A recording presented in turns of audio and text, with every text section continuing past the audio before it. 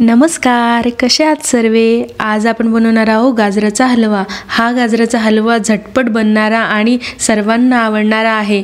अचानक पाहुणे आले असतील किंवा छोटं मोठं सेलिब्रेशन करायचं असेल तर हा झटपट इन्स्टंट बनणारा गाजरचा हलवा तुम्ही बनवू शकता। हा गाजरचा हलवा तुम्हाला 8 ते 10 दिवस स्टोर करायचा असेल तरी तुम्ही स्टोर करू शकता। हा गाजरचा हलवा खराब होत नाही। चला तर रेसिपी सुरू करूया। सर्वात आधी मी इथे 2 गाजर घेतले आहे। 2 गाजर हे जवळजवळ अर्धा किलो गाजर आहे।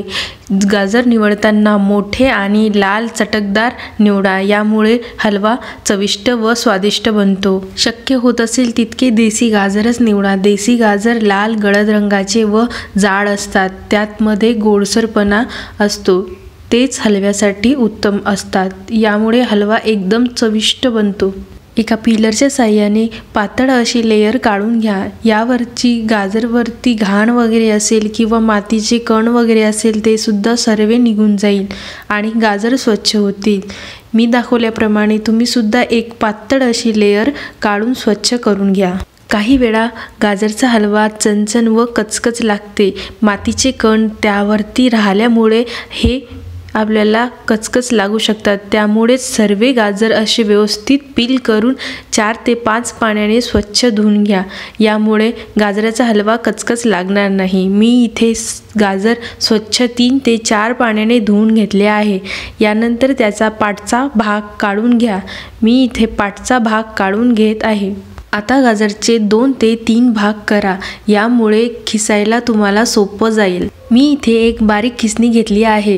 तुम्ही सुद्धा याप्रमाणे बारीक मोठी खिसणी घेऊ शकता। तुम्हाला झटपट गाजरचा हलवा बनवायचा असेल तर गाजर बारीक खिसणीवरच खिसा, जेणेकरून ते पटकन शिजेल व हलवा मऊसर बनेल। मी याप्रमाणे सर्व गाजर असे बारीक खिसून घेत आहे।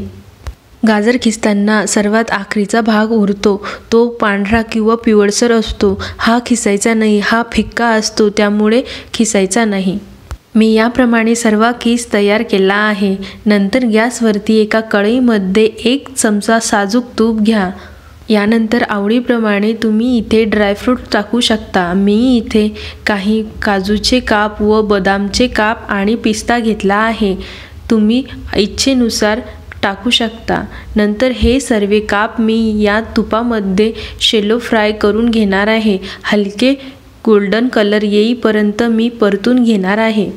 तुपामध्ये थोडे फ्राय केल्याने हलव्यामध्ये ड्रायफ्रूट तुटत नाही व चव आणखीन वाढते, त्यामुळे आवर्जून तुम्ही तुपामध्ये पहिले ड्रायफ्रूट छान व्यवस्थित परतून घ्या।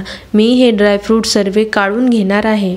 यानंतर मी याच कढईमध्ये 2 चमचे तूप घालून घेत आहे।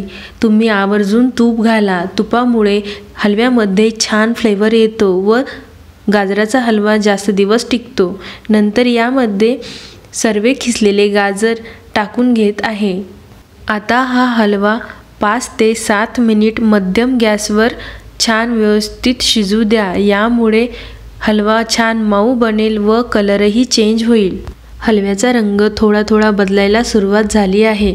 लाल रंगाचा हलवा केशरी रंगावर येत असतो। तुम्ही बघू शकता इथे हलव्याचा रंग पूर्णतः केशरी रंग झाला आहे, म्हणजे आपला हलवा शिजून तयार आहे।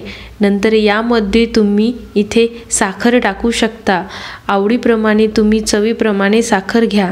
मी इथे अर्धा बाऊल अशी साखर घेतली आहे, तुम्ही चवीप्रमाणे कमी जास्त करू शकता। तुम्ही साखर खात नसाल तर इथे तुम्ही गुळाचा देखील वापर करू शकता। नंतर ही साखर मेल्ट होईपर्यंत एकदा परतून घ्या। व्यवस्थित एकदा मेल्ट झाली की यामध्ये तुम्ही खवा, कंडेन्स मिल्क किंवा मिल्क पावडर किंवा दूध टाकू शकता। मी इथे दूध टाकून घेणार आहे। मी इथे अर्धा कप फुल क्रीम दूध घेतला आहे। तुमच्याजवळ कंडेन्स मिल्क, मिल्क पावडर किंवा खवा नसेल तर तुम्ही दुधाचा वापर करू शकता। हलव्यामध्ये दूध टाकल्यानंतर 1 ते 1.5 मिनिट मध्यम आचेवर सतत ढवळत राहा, यामुळे हलवा चिटकणार नाही व व्यवस्थित शिजेल। हलव्यामधलं दूध व्यवस्थित आटल्यानंतर त्यामध्ये तुम्ही ड्रायफ्रूट टाका। मी हे फ्राय केलेले ड्रायफ्रूट यामध्ये सर्व टाकून घेत आहे। यानंतर विलायची घ्या. मी इथे 7 ते 8 विलायची घेतली आहे. हे साखरेबरोबर फिरून यामध्ये टाकून घेतली आहे. तुम्ही सुद्धा याप्रमाणे साखरेबरोबर फिरून घ्या. मी इथे आता व्यवस्थित सर्व एकजीव करून घेत आहे. विलायची पूड सर्व हलव्याला लागली पाहिजे. या प्रकारे तुम्ही व्यवस्थित मिक्स करून घ्या. अशारित्या गरमागरम हलवा तयार आहे. हा हलवा तुम्ही गरम सर्व करा किंवा थंडा सर्व करा, दोन्ही पण छान लागतात खायला. ही रेसिपी तुम्हाला कशी वाटली मला कमेंटमध्ये नक्की कळवा आणि अशाच नवनवीन रेसिपीसाठी राधिका स्वादिष्ट व्यंजनला सबस्क्राईब करा. भेटूया पुढच्या रेसिपीमध्ये. धन्यवाद.